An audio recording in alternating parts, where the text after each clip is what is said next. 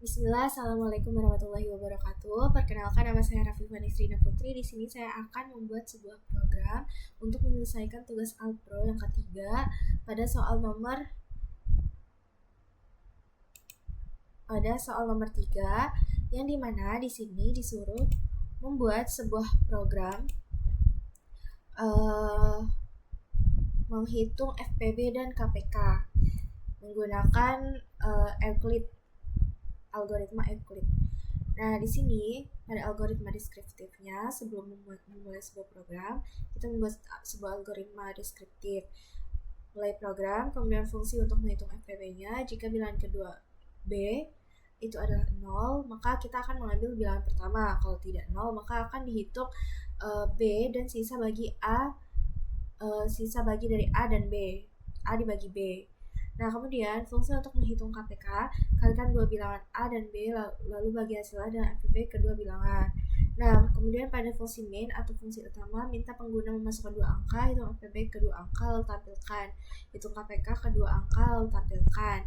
Dan selesai. Nah, di sini ada pseudocode. Di sini kita memakai dua fungsi rekursif dan juga satu fungsi main. Maka di sini akan dibagi menjadi 3 pseudocode. Di sini untuk main, fungsi mainnya, kemudian untuk fungsi FPB-nya, dan kemudian untuk fungsi KPK-nya. Nah, kemudian di sini ada sebuah flowchart. Nah, flowchartnya juga dibagi menjadi 3 karena dia memakai dua fungsi rekursif dan juga satu fungsi main. Di sini dimulai dengan start, kemudian input A1 dan A2, kemudian memanggil FPB A1, memanggil fungsi FPB, kemudian memanggil fungsi KPK, sekalian di sini mengoutput. Nah, karena dia memakai output akan menampilkan FPB, maka dia menggunakan sebuah jejer genjang. Kemudian N. Nah, pada fungsi FPB-nya, di sini ada sebuah pernyataan kondisi yang dimana B sama dengan 0. Jika true, maka dia akan kembalikan dengan ke A yang menggunakan persegi panjang karena dia ini masuk ke proses. Nah, jika false, maka dia akan memproses kembali FPB B, A mod B, kemudian N.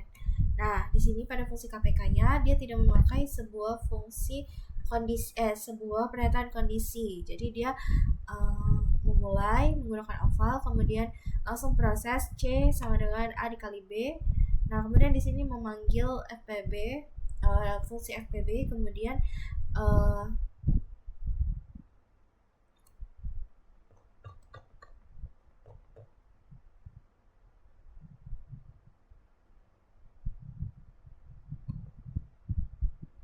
kemudian dia mengembalikan nilai C, kemudian N. Nah, untuk sebuah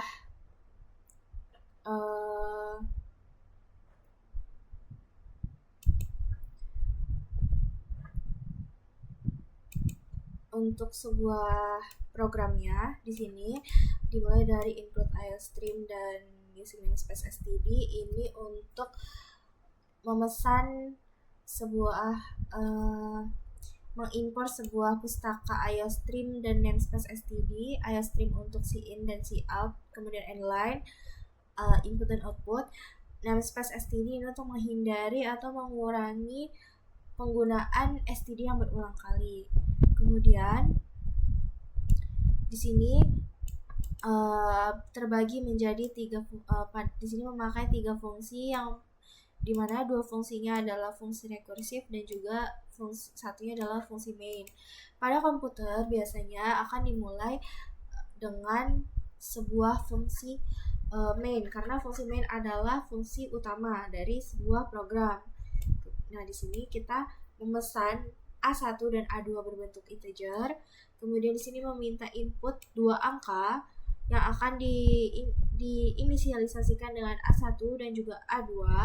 Kemudian di sini meminta di sini akan ditampilkan ke layar FPB dari A1, nilai A1-nya misalkan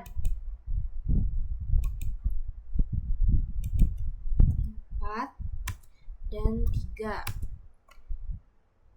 Nah, di sini FPB dari 4,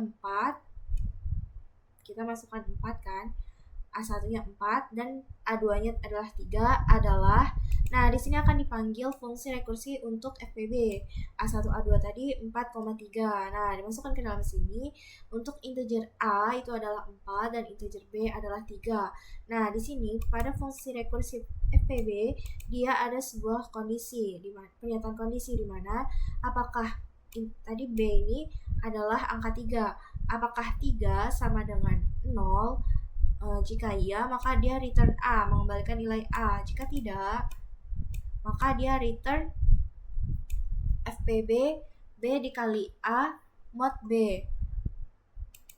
Nah, di sini B-nya adalah 3. 3, A dikali A ini menghitung sisa A dibagi B, A-nya 4 dibagi 3, hasilnya 1.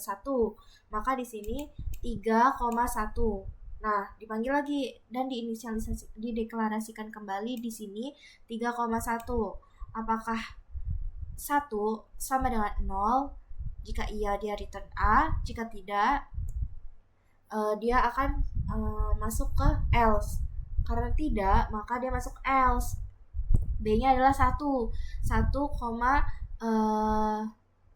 A dibagi B. A-nya 3.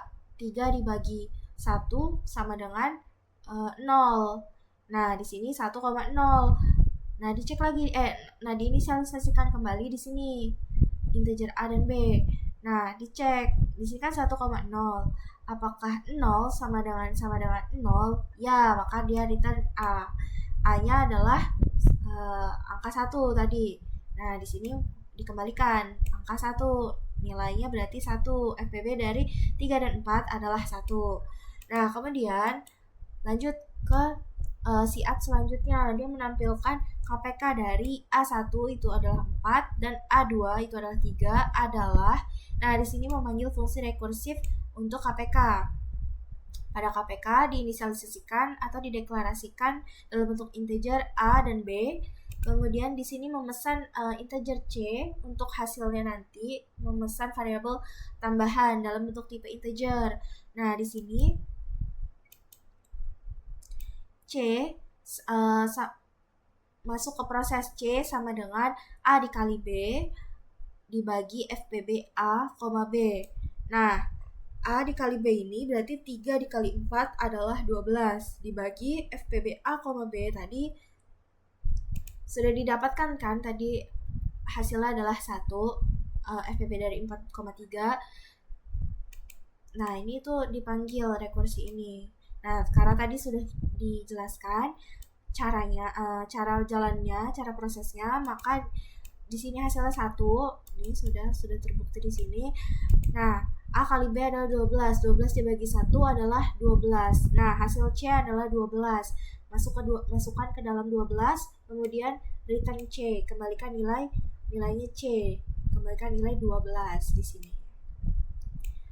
Nah, maka FPB dari 4 dan 3 adalah 1 dan KPK dari 4 dan 3 adalah 12. Nah, sekian video dari saya, kurang lebihnya mohon maaf. Wassalamualaikum warahmatullahi wabarakatuh.